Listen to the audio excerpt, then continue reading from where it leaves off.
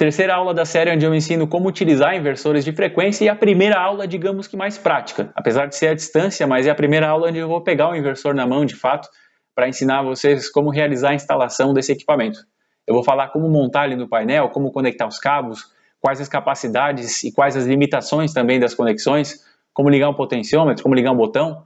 Enfim, eu não vou me aprofundar tanto nos detalhes mais específicos, porque vão ter aulas específicas sobre funções, né? Então vai ter aula só para quem quer ligar um potenciômetro e um botão na porta do painel, quem quer trabalhar com multispeed, controle PID, vai ter aula sobre frenagem também. Então, se você deseja algo mais específico, dá para buscar direto naquela aula, mas nessa aula de hoje eu vou falar especificamente de instalação. Não vou ensinar a parametrizar nada ainda, vai ser de instalação.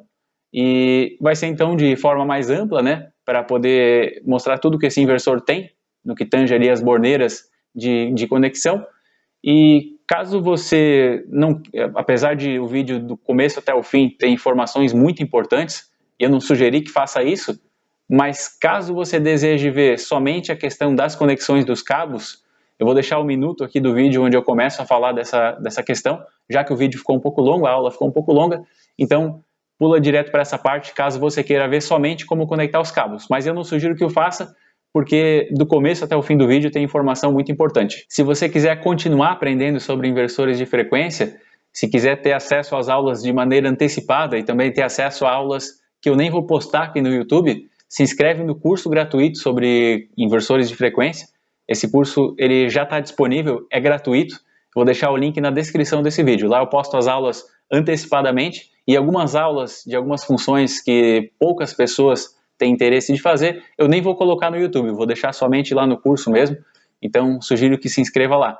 E também se inscreve aí no canal, porque isso nos ajuda muito a continuar trazendo esse tipo de conteúdo para cá.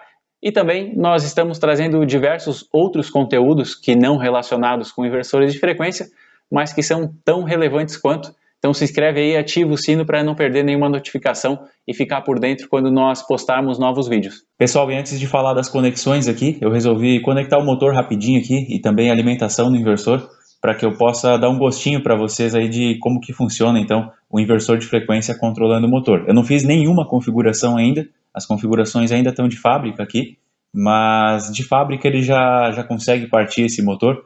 Então vou mostrar para vocês, ele vai ligar um cooler aqui no próprio inversor, que é para ventilar o dissipador de calor, para eliminar todo o calor, já que esse tipo de equipamento aqui, naturalmente, ele acaba esquentando. E a frequência está bem baixinha, então vai girar bem lentamente aqui o motor. Está com frequência de 1.4, então está bem lento. Não é recomendável que se deixe uma frequência tão baixa assim no motor, porque ele tem um sistema de ventilação aqui, né? E tão lentamente assim, ele acaba não ventilando. Vou aumentar um pouco a frequência. Olha só, já estamos em 10. Agora eu vou aumentar rapidamente, até cerca de 50 Hz. Reparem que ele não vai automaticamente para 50, ele tem uma rampa de aceleração também, mesmo quando controlado aqui pelo potenciômetro frontal. Está acelerando. Vai acelerando até que vai chegar próximo, acho que está configurado como 50 o limite.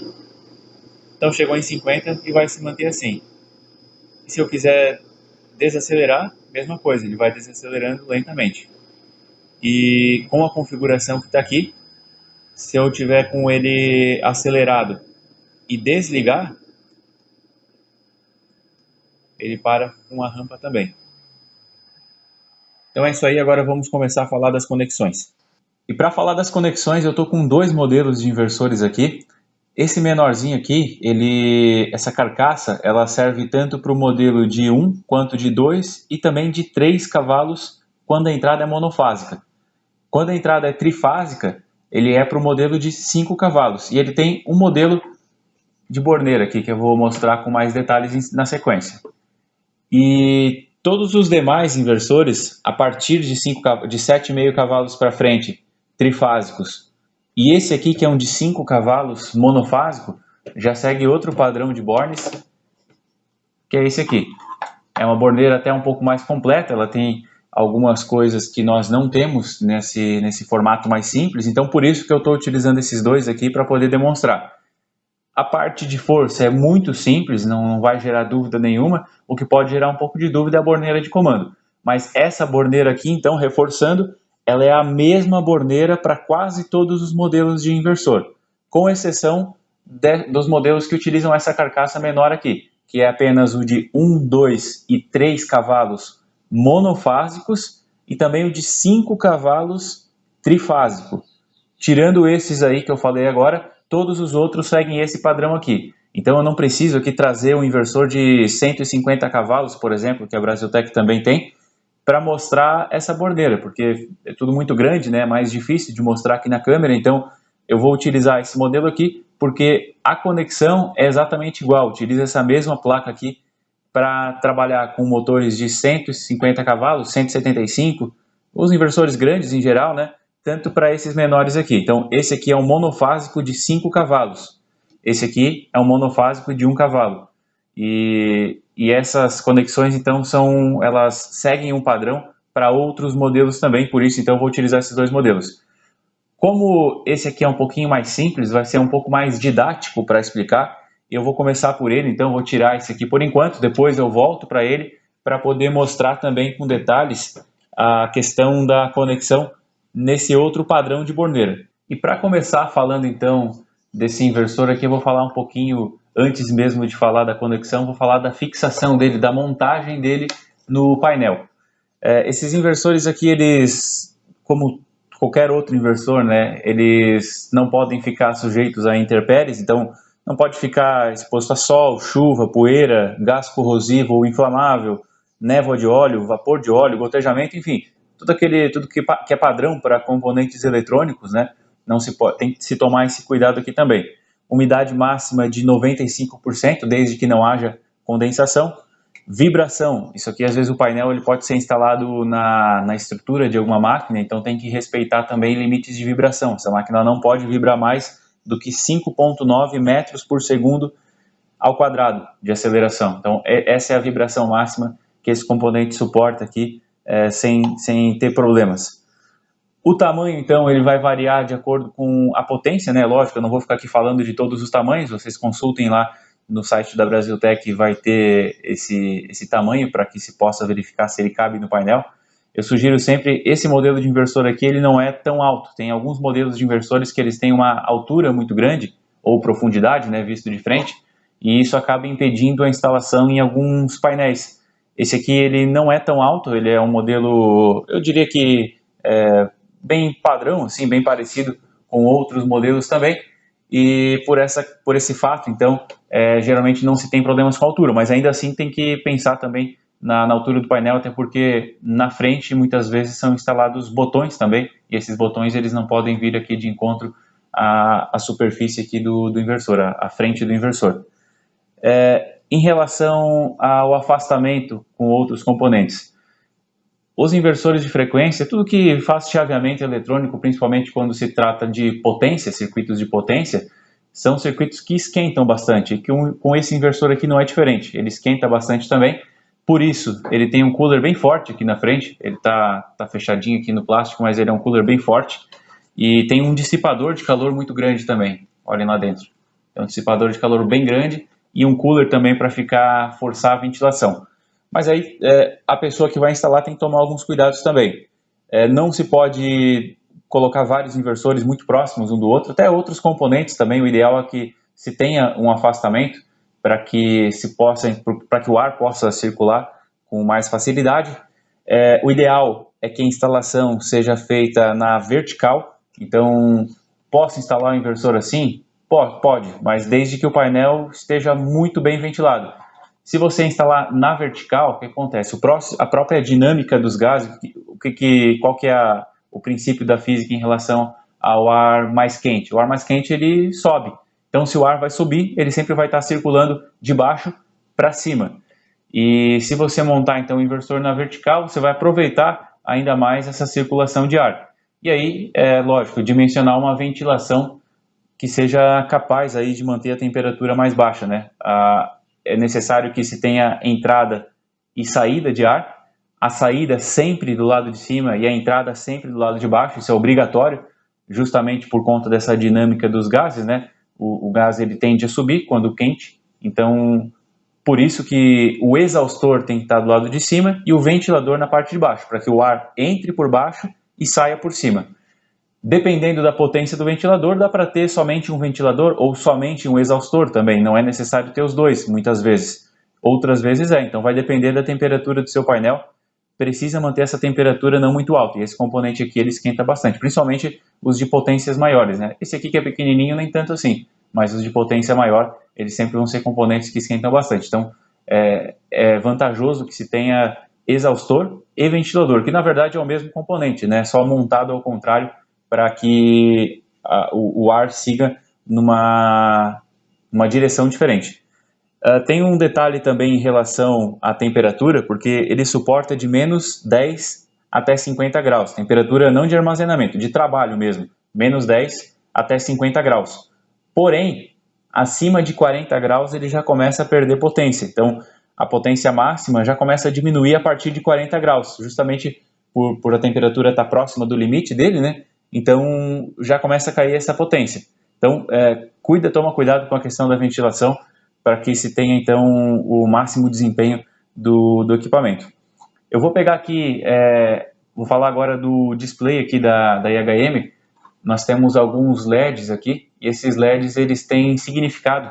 Eu vou pegar aqui a listinha do significado de cada um deles para poder mostrar e falar aqui para vocês. Então vamos lá, nós temos o LED logo abaixo de HZ, logo acima do A e também abaixo do V.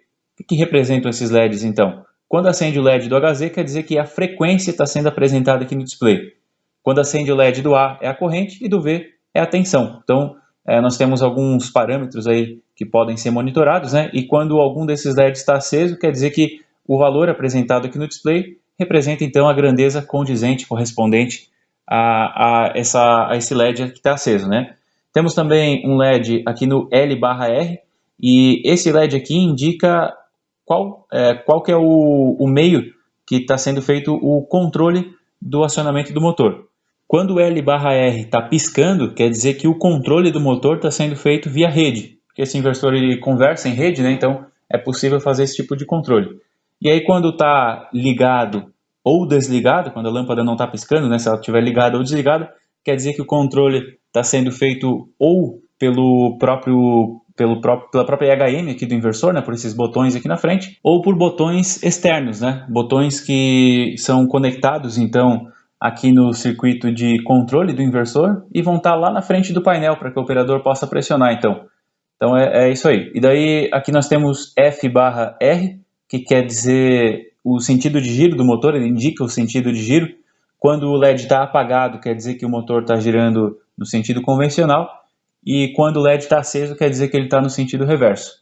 E aqui nós temos o Run também, que é para indicar quando o motor está ligado. Caso nós tenhamos HZ e A acesos ao mesmo tempo, reparem que no meio do caminho aqui, entre HZ e A, nós temos o RPM.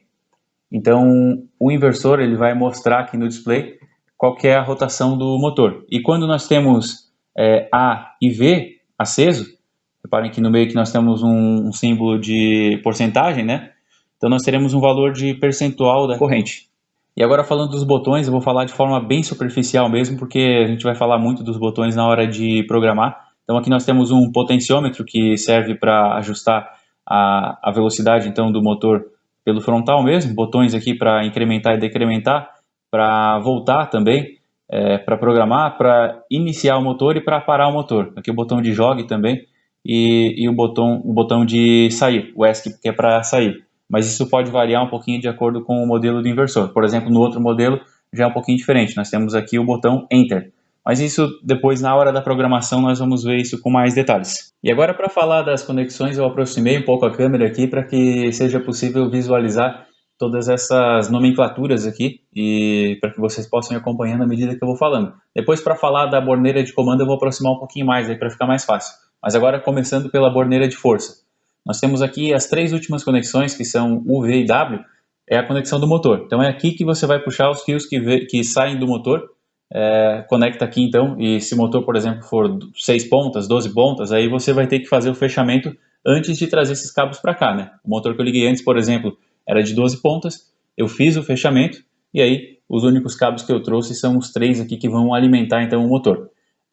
esse fechamento do motor, ele vai depender da tensão de saída do inversor, né? Então, esse inversor aqui, como é um 220, então eu fiz o fechamento do motor em 220 e depois trouxe somente os 3 cabos aqui para alimentar. Se o seu inversor é 380, então você faz o fechamento do motor para receber essa tensão de 380 e a mesma coisa, faz a conexão aqui então em U, V e W. Aqui onde nós temos em vermelho, que esse módulo em vermelho é o módulo de alimentação do inversor. Nesse caso, como é monofásico, é somente L e N, né, de fase neutro, linha e neutro. Mas se for um inversor trifásico, vai ter RST. Então, é muito simples, eu nem trouxe o exemplo do inversor trifásico, porque a única coisa que vai mudar é que em vez de ter esse terminal vazio aqui, nós teríamos a conexão de mais uma fase, então seria RST. Aqui nesse caso, como é monofásico, só LN. Aqui nós temos o PE, que é o terra, B1 e B2, que é a conexão do resistor de frenagem. Depois eu vou mostrar nos modelos maiores também, isso aqui muda um pouquinho. O B1 e B2 é para resistores de frenagem, apesar de que já existe um resistor de frenagem embutido dentro do inversor. Inversor de frenagem é para os casos onde temos cargas com inércia e precisa ser feita uma parada forçada ou uma desaceleração forçada. Vou pegar o exemplo de uma centrífuga industrial, por exemplo. Quando você desliga uma centrífuga, ela fica por muito tempo rodando. Mas se desejar fazer uma parada mais rápida, aí o motor ele acaba se comportando como gerador, porque nós teremos a carga do motor fazendo o motor girar e ele vai acabar gerando energia. E essa energia ela precisa ser dissipada. E para isso que serve então o resistor de frenagem, ele vai dissipar a energia que o motor está gerando. Dentro, como eu falei, dentro do inversor já existe um resistor de frenagem, mas para alguns casos onde se precisa de mais potência de frenagem, aí nesse caso precisa aumentar também o porte desse resistor e para isso que serve essa conexão então. Mas para os inversores maiores existe a possibilidade de conectar também não só o resistor de frenagem, como uma unidade de frenagem ou ainda um reator DC. Eu vou falar melhor sobre isso na aula de frenagem, né? Vai ter uma aula específica sobre resistores de frenagem, então por enquanto vou deixar um pouco mais superficial assim. Agora, voltando a falar sobre a alimentação, tem que tomar um cuidado que nesse caso, como o inversor, a saída é trifásica, né? Mas nós temos a entrada com 2 fases, essas 2 fases vão ter uma corrente bem alta, né? Porque elas precisam, a energia que está sendo enviada aqui para o motor nessas 3 fases, está concentrada em somente uma fase neutra aqui nesse caso, né? Ou poderia ser 2 fases também, desde que a tensão seja 220. Mas enfim, a energia que ela está concentrada em somente 2 polos, enquanto que aqui está em 3. Então, a corrente aqui vai ser muito maior. Então, tem que tomar esse cuidado no dimensionamento dos cabos. Verifica as características do modelo de inversor, da potência do inversor que você está instalando, para que o dimensionamento dos cabos seja feito da maneira correta, né? Ainda mais que, naturalmente, inversores de frequência, por serem cargas não lineares, eles têm uma geração maior de harmônicos.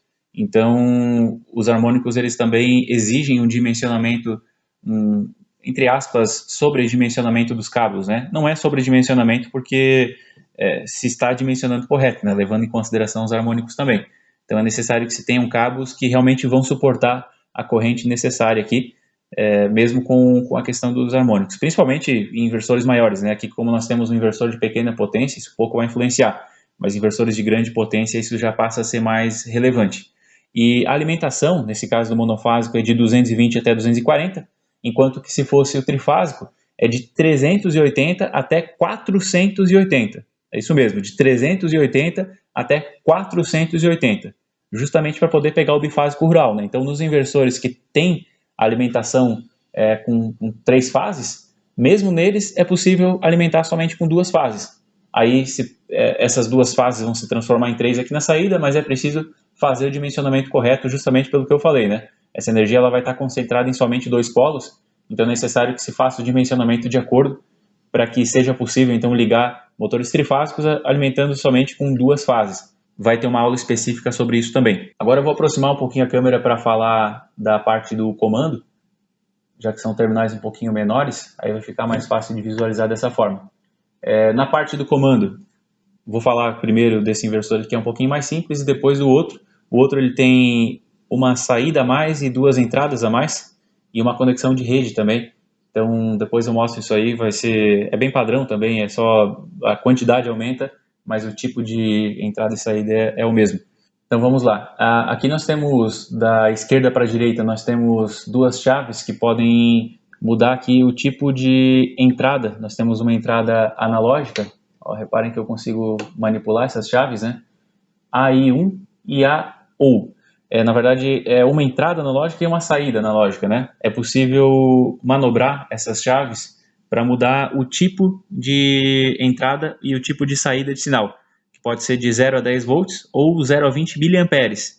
E a saída também pode ser de 0 a 10 volts ou 0 a 20 miliamperes. Falando das conexões agora, a primeira conexão é 10 volts, AI1, AI2 e ground.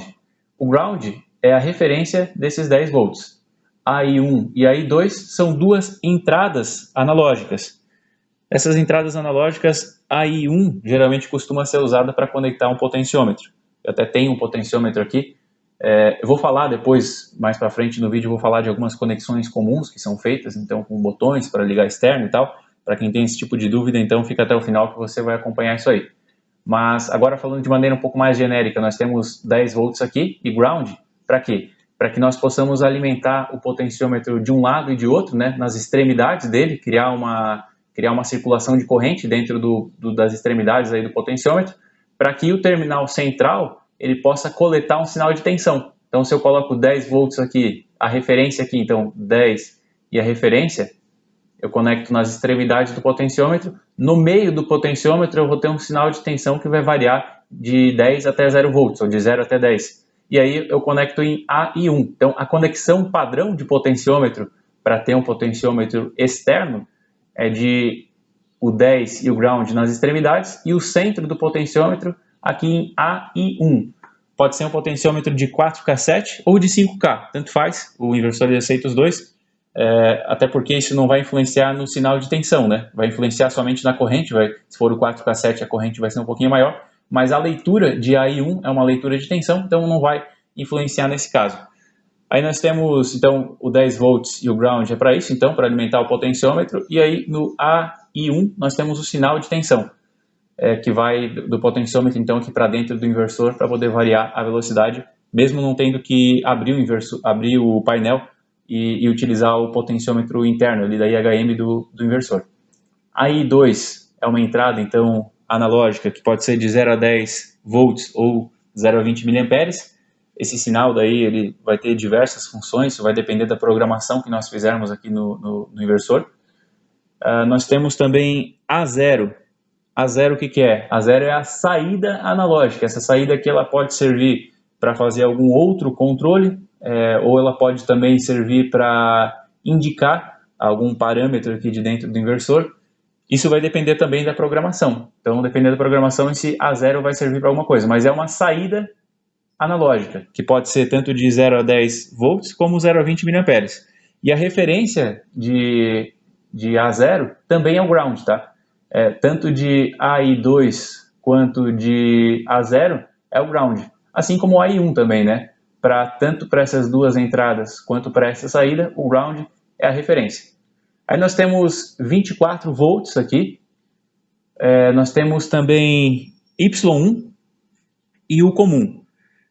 Vamos lá, 24 volts é uma fonte que esse inversor tem que ela pode servir para alimentar, por exemplo, um sensor. E o comum é a referência dessa fonte de 24. Então, se eu tenho a potência dela, a capacidade dela é até 100 miliamperes, então até 100 miliamperes é possível ligar cargas nessa fonte. Isso vai ser suficiente para ligar um sensor, por exemplo, então liga 24 e comum, e daí a saída do sensor ela pode conectar em alguma dessas entradas que vai de X1 até X4. O Y1 que ficou aqui no meio é uma saída que vai servir para indicar, por exemplo, quando que o inversor está ligado, ou se ele está no sentido reverso ou no sentido normal. Essa saída ela é uma saída digital, só liga e desliga, então, e ela é configurável também. A referência de Y1 é o comum. Então, a referência de Y1 é o 24. Então, 24 e Y1, nós temos uma saída digital. E a referência do 24 é o comum, então. E esse comum, ele também serve para utilizar com as entradas X1 até X4. Então, para quem quiser conectar botões de pulso para liga e desliga, ou uma chave seletora para a mesma função também, tanto chave seletora quanto botão para fazer liga-desliga, reversão, botão de emergência, multispeed dá para fazer aqui também, combinações então com essas entradas aqui para trabalhar com velocidades diferentes. A referência desses sinais aqui é sempre o comum, então eu vou sair com o comum, ele vai lá para o botão, e do outro lado do contato do botão eu volto para X1, X2, X3 e X4.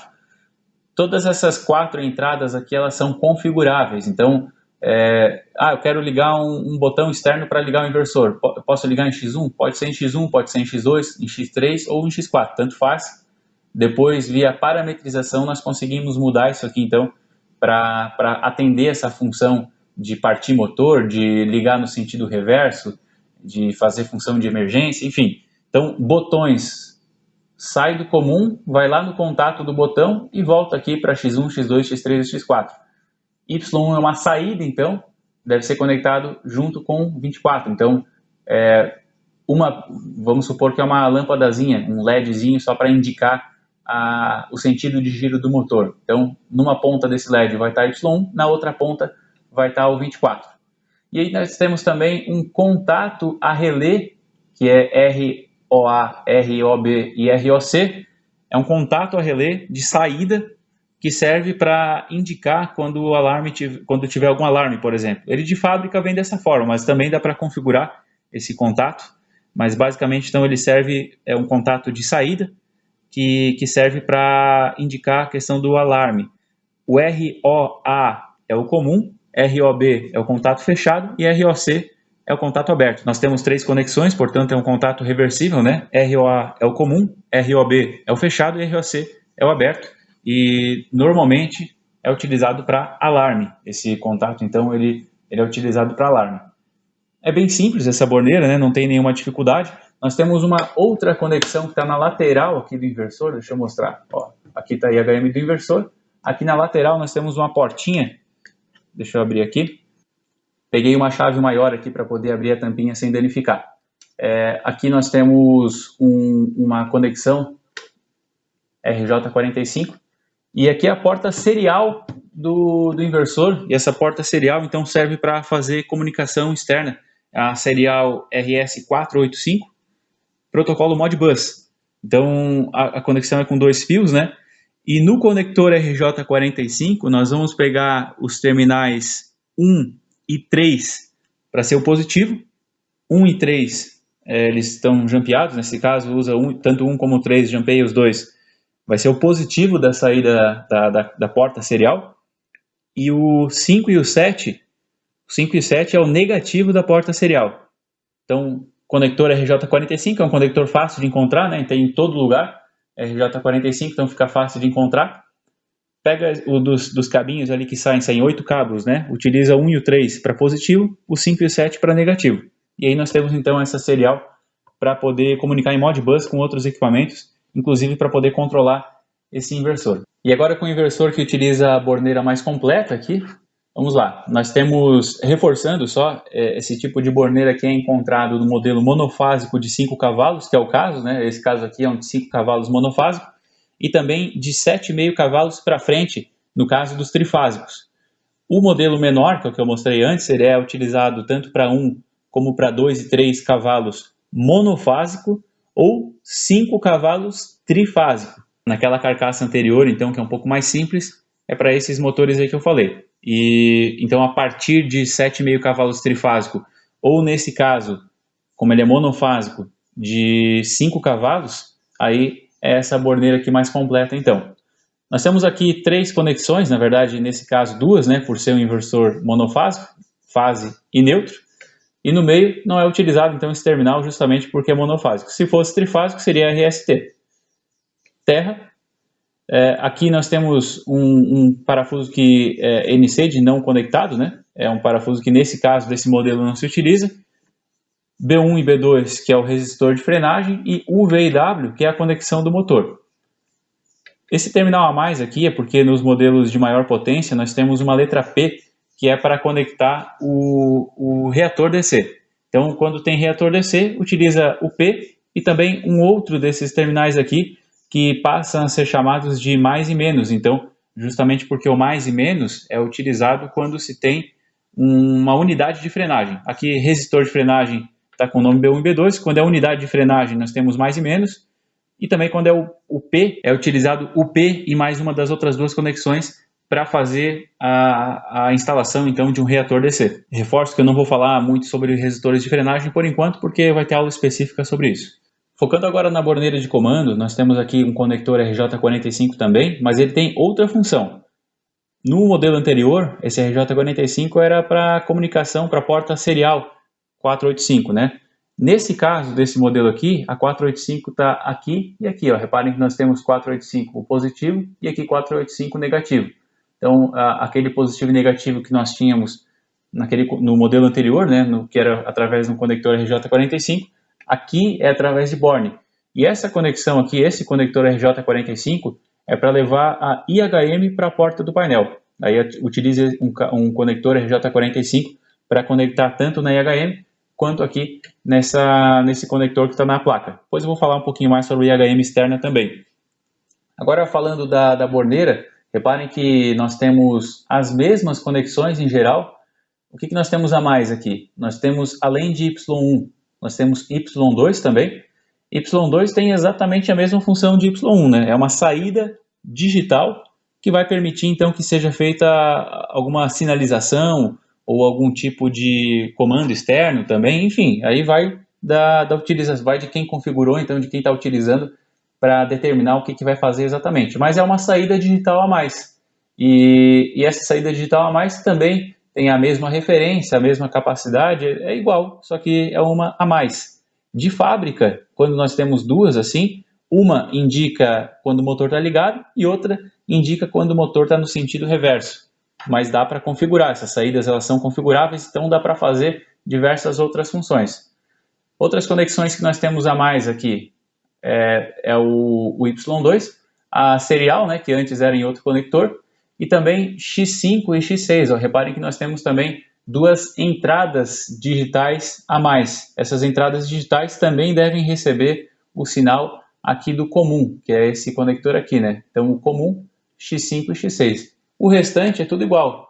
Em relação às conexões, né? E em relação aos jumpers, aqui não é com chave que nem era no outro caso. Nós temos um jumper para AI2 e que é a entrada digital 2, né? E para a saída digital nós temos outro jumper também que vai na posição que ele vem é para sinal de tensão, né? 0 a 10 volts, mas se tirarmos esse jumper e reposicionarmos ele, nós teremos um sinal aqui, no caso desse de baixo, de entrada, e aqui um sinal de saída, que vai ser de 0 até 20 miliamperes.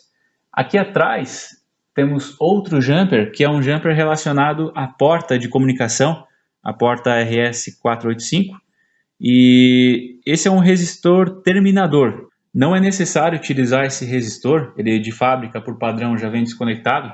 Não é necessário utilizar quando o comprimento dos cabos dessa rede for menor do que 100 metros e quando a velocidade de comunicação não ultrapassar 19.200 bytes por segundo. Então, se não passar de 19.200 e não passar de 100 metros, aí não é necessário utilizar o resistor terminador.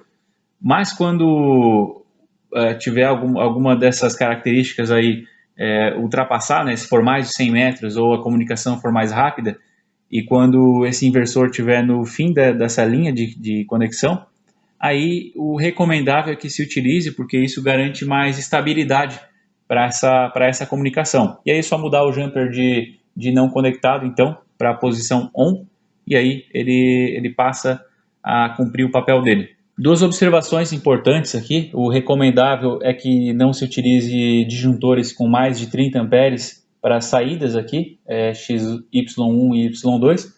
É lógico que elas não têm capacidade de 30 amperes, né? Mas isso é em relação à proteção, então tanto disjuntor quanto fusível, que seja menor do que isso. Essa proteção é só para curto-circuito mesmo, né? Porque a saída ela tem uma capacidade muito inferior que 30 amperes. E em relação à fonte do inversor, quando se utilizar essa fonte do 24 com o comum, Tem que tomar cuidado se vai ligar cargas como bobinas, por exemplo, tem que tomar cuidado de colocar um diodo de roda livre também, porque se ficar chaveando essa carga, a bobina ela tem a característica de gerar um impulso de tensão quando ela é desligada, e isso pode acabar prejudicando o inversor, então tem que tomar esse cuidado. Em relação ao IHM, em todos os modelos ela é destacável, mas nós temos nos modelos menores aqui, que vai de 1 até 3 cavalos monofásico e também dos 5 cavalos trifásico, é um modelo, e todas as demais é outro modelo, são outro modelo que é esse aqui. Aqui é a conexão dela com o próprio inversor, e aqui é um conector RJ45 para conectar lá naquela porta que eu mostrei antes, RJ45. Então, como é que eu faço para levar essa IHM para a porta do painel? Ela não tem nenhuma moldura aqui, né? Então, ou você compra a moldura, ou no caso dos inversores de 40 CV em diante, eles têm a carcaça, a própria carcaça do inversor ela é metálica, e ela utiliza uma moldura no próprio inversor. Então, você pode tirar a moldura do inversor, se ele for de 40 cavalos em diante, e levar para a porta do painel. Nesses outros modelos aqui é necessário comprar a moldura. Mas mesmo nos modelos maiores é legal que se compre a moldura também para não deixar um vazio aqui na frente do painel, né? Então compra a moldura, nesse caso dos inversores menores eles já têm essa proteção aqui, então, e vai ficar bacana. Daí monta a moldura na porta do painel, fixa a IHM na moldura e aí conecta um cabinho de rede normal, tanto aqui quanto aqui dentro, daí naquela porta que eu mostrei anteriormente, nessa porta aqui, né? Então dessa forma é possível levar essa IHM para a porta do painel. Todos os modelos têm IHM destacável, né? Só que nesse aqui, então, como eu falei que é diferente, ele não tem a porta serial. Desculpa, ele tem a porta serial, né, no lugar no RJ45. Então, ele não tem aquela comunicação aqui, RJ45 na IHM. E aí, para montar na porta do painel, a moldura ela é igual, porque a IHM ela tem o mesmo formato e tudo mais. Só que pelo fato de não ter então RJ45, se utiliza esse conectorzinho aqui. Aí conecta esse conector, nesse conector aqui, compra um macho e uma fêmea, né? A fêmea para engatar aqui e o macho, o contrário, né? Na verdade, a fêmea para engatar aqui e o macho para engatar aqui. E aí você consegue também colocar esse IHM na porta do painel. Só que daí não é com RJ45, que seria um tipo de conexão um pouco mais facilitado, né? E agora só para falar rapidamente das funções básicas, que eu vejo que o pessoal tem um pouco de dificuldade às vezes. Como conectar, eu falei já de maneira um pouco mais genérica aqui, mas vou falar mais específico agora, como conectar um potenciômetro, por exemplo, nesse tipo de borneira aqui.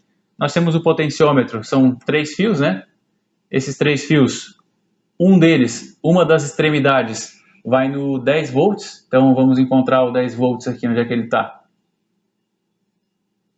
Aqui embaixo, ó. Então nós temos o 10 volts aqui, vai em uma das extremidades do potenciômetro. A outra extremidade do potenciômetro vai no ground. Onde é que está o ground aqui? Está aqui embaixo. Ó.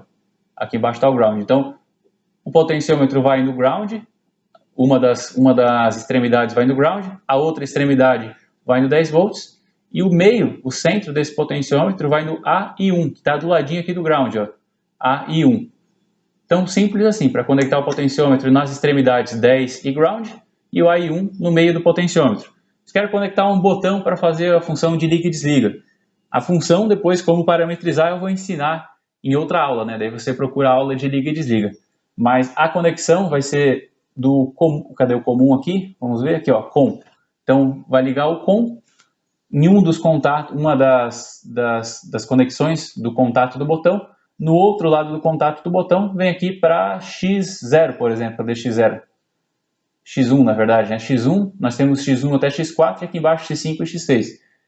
Pode ser em X1, por exemplo, mas pode também ser em X2, porque depois a função de cada uma dessas entradas vão ser definidas na parametrização. Então, conecta no contato do botão, de um lado X1, do outro lado o comum. Aí isso pode ser o liga e o desliga, por exemplo, X1 e X2 liga e desliga, ou algum botão para ligar num sentido e no outro, né? Pode ser uma reversão.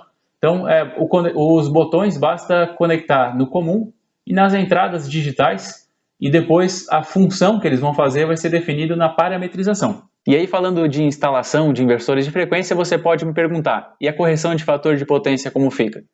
A correção de fator de potência do motor que está sendo controlado pelo inversor de frequência não precisa ser feita. O próprio inversor naturalmente corrige o fator de potência, então daquele motor em específico não precisa.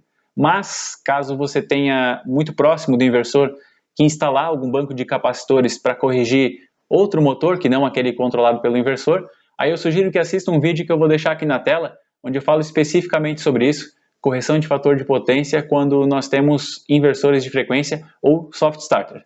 Se gostou desse vídeo, deixa o like aí para nos prestigiar, nos permitir continuar gravando essas aulas. Não deixa de se inscrever no canal e ativar o sino para receber as notificações.